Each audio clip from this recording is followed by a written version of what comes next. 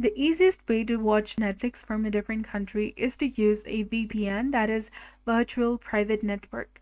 A VPN lets you connect to servers in other countries, making Netflix believe that you are located there.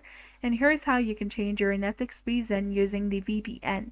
So go ahead and download VPN app on your browser or extension on your device. If you're using mobile device, you need to install the application, but on website or computer, you can go ahead and get the VPN extension. So I'm going to go ahead and search for NordVPN extension.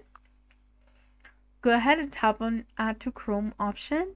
Tap on Add Extension, and once it has been added to your device, you need to sign into the VPN, choose a server in the country whose Netflix library you want to access, and then tap on that and connect to its server.